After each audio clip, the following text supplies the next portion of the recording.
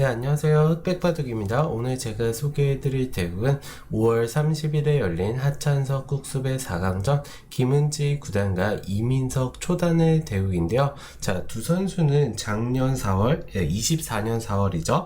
이붕배 8강에서 만나면서 이민석 초단이 주위의 예상을 깨고 김은지 구단에게 2대1 승리를 거두면서 4강에 진출을 했었는데요. 자, 이번에 김은지 구단이 너무 오랜만에 복수를 할 기회를 얻었는데 두 선수의 대국 어땠을지 같이 한번 보시죠.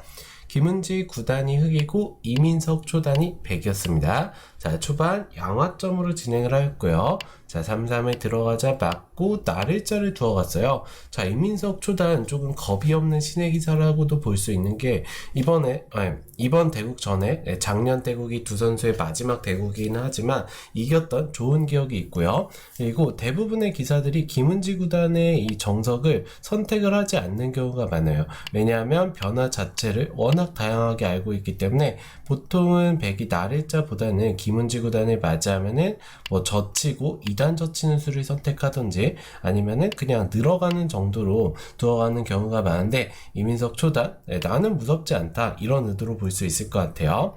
자, 붙이니까 김은지 구단으로서는 꺼릴 필요가 없겠죠. 자, 여기까지 진행을 하고 자, 이 장면에서 백이 젖혀온다면 굉장히 복잡한 변화들이 발생을 하는데 자, 이 변화는 김은지 구단 그리고 뭐 초일류 기사들 몇몇을 제외하고는 전체 변화를 알기는 쉽지가 않아요. 그래서 이민석 초단도 일단은 그냥 이어두는 선택을 했고요. 자, 늘었을 때 끊으니까 자, 이 장면에서 흑의 선택은 두 가지가 있는데 그냥 실전처럼 단수 치고 때려내면서 잡는 수 그리고 구부리면서 흑이 백세점을 잡는 변화 두 가지를 선택할 수 있어요. 그렇다면 백도 단수 치고 밀고 날일자로 두고 자, 흑이 한 칸일 때 벌려두면서 흑은 뭐 입구자로 두텁게 중앙 쪽을 나가거나 아니면 좌변 쪽에 백의 모양을 지어가는 선택을 할 수 있는데 자, 일단 김은지 구단 그냥 단수 치면서 2점 잡는 수를 선택했고요. 자, 이곳을 띄워두니까 날일자로 두어갑니다. 자, 이런 식으로 무겁게 흑도를 움직이면서 싸우는 것은 좋지 않다는 판단이고요. 자, 이곳을 두었을 때 활용만 해두고 좌상 쪽을 걸쳐 가는데요. 이 수로는 흑 입장에서 나오는 수도 괜찮아요. 네, 이런 식으로도 변화가 진행될 수가 있는데 이 싸움 자체도 뭐 흑백 서로 둘만한 포석이라고 보실 수 있을 것 같네요.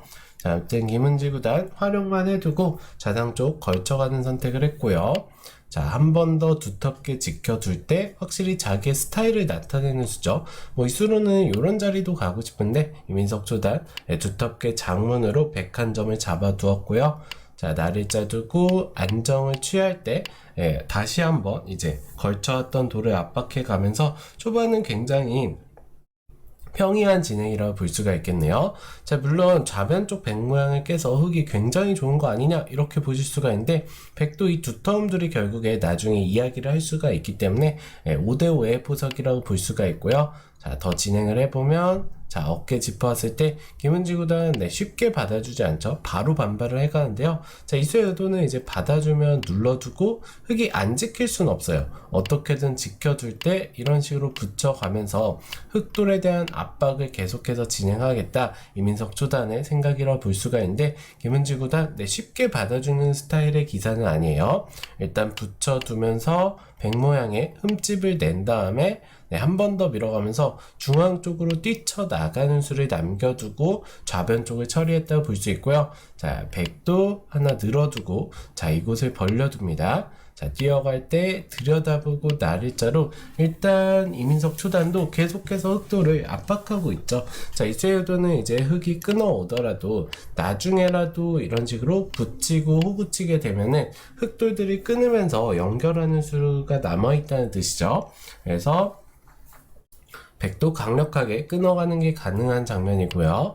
자, 여기 밀어서 좌변 쪽을 한 번 더 손을 댈 때, 자, 이곳을 붙여두면서 제가 방금 보여드린 변화처럼 백돌들을 연결해가는 선택을 합니다. 이런 식으로도 연결이 되는 장면이고요. 자, 흑도 뭐 연결이 돼 있는 돌을 굳이 건드릴 필요는 없기 때문에 이제 상변 쪽의 정투는 어느 정도 일단락이 되었다 볼 수 있고요. 자, 우하 쪽을 걸쳐가면서 새로운 국면이 진행이 되는데요. 굉장히 이제 또 무난무난하게 받아두고요.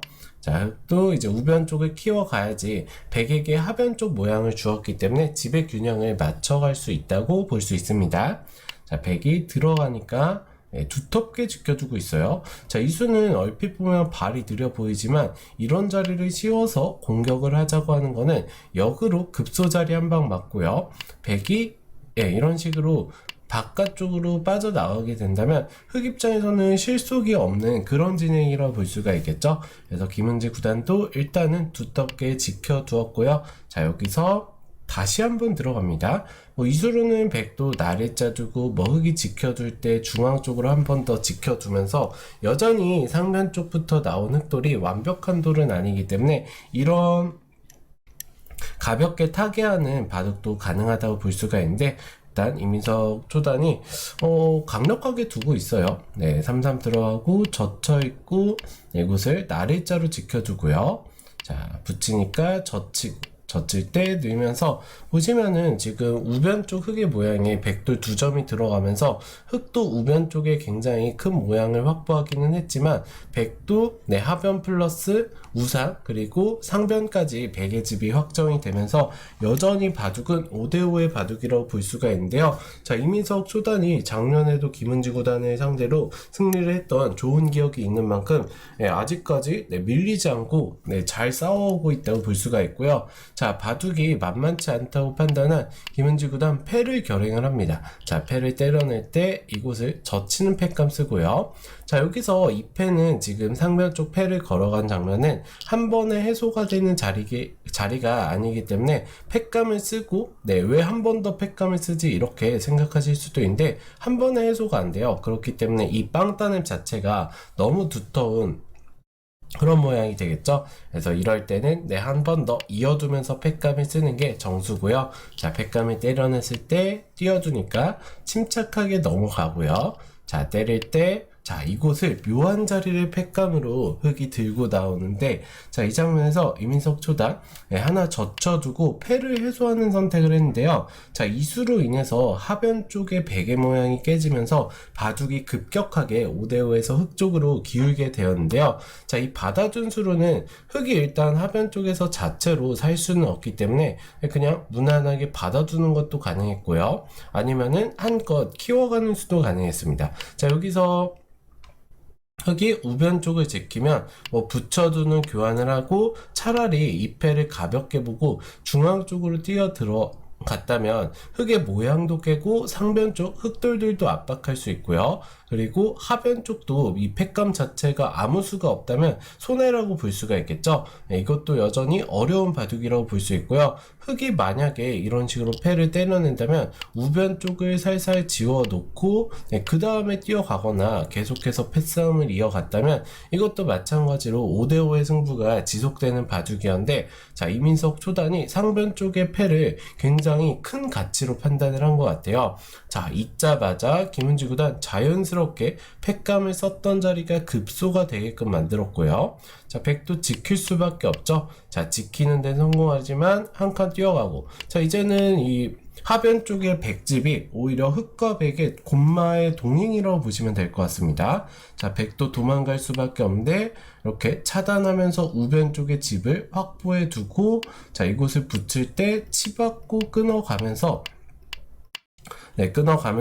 확실하게 흑이 승기를 잡았다고 볼 수 있는데요. 자, 보시면은 이제 몇 수 더 진행이 되는데 있고 끊어가면서 백이 살아갈 수밖에 없을 때 김은지 구단이 이 한 점을 오히려 잡게 되면서 보시면은 하변 쪽에 백의 집이 25집 정도 날 수 있었던 자리가 오히려 흑의 집이 10집가량 났어요. 물론 상변 쪽 패를 있긴 했고 중앙 쪽도 약간은 백이 두터운 형태가 되었지만 그 정도로는 절대 백 입장에서 이길 수가 없는 바둑이 되었어요. 단순 집만 보더라도 거의 20집 이상 손해를 봤다 볼 수가 있겠죠. 그래서 이민석 초단의 상변 패를 이은 판단이 살짝 아쉬웠다고 볼 수가 있고요. 자, 바둑은 그래도 여전히 어려운 부분이 남아있기 때문에 이민석 초단 마지막으로 흑 공격에 모든 것을 거는데 너무 쉽게 타개가 되는 형태죠. 딱 단수까지 쳐놓고 이 자리까지 이어두면서 중앙 쪽 흑들마저 타개가 되어서는 보시면은 백이 2패를 이은 대가로 빵따냄을 하면서 하변 쪽 백돌들을 살려가기는 했지만 하변 쪽 101점을 잡으면서 흑의 집이 굉장히 크게 늘어났고요.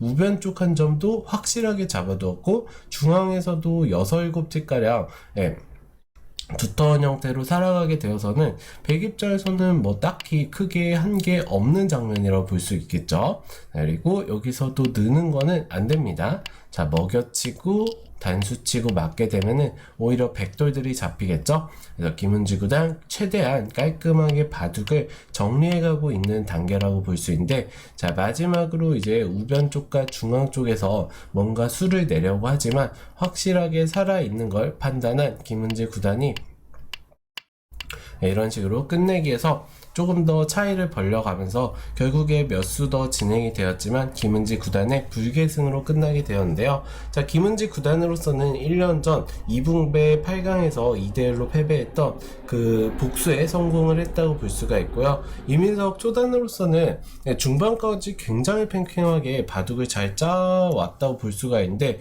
이 하변 쪽 김은지 구단의 묘한 패감 자리를 오히려 배짱으로 내 상변 패를 해소하는 것보다 모양을 넓혀갔다면 여전히 이민석 초단의 그런 포텐셜, 잠재력을 보여줄 수 있는 대국이었던 것 같은데, 아쉽게도 한 번의 실수로 김은지 구단이 하변 쪽을 폭파시키면서 쉽게 승기를 가져왔던 그런 대국이라고 볼 수 있을 것 같습니다. 자, 이민석 초단 이 신의 기전이긴 하지만 신의 기전에서 꾸준히 되게 좋은 성적을 거두고 있거든요. 그래서 앞으로도 촉망되는 그런 신의 기자라고 볼 수 있을 것 같고요. 김은지 구단 결승에 올라가게 되었는데 우승까지 바라면서 기원하면서 오늘 대국 소개는 여기서 마치도록 하겠습니다.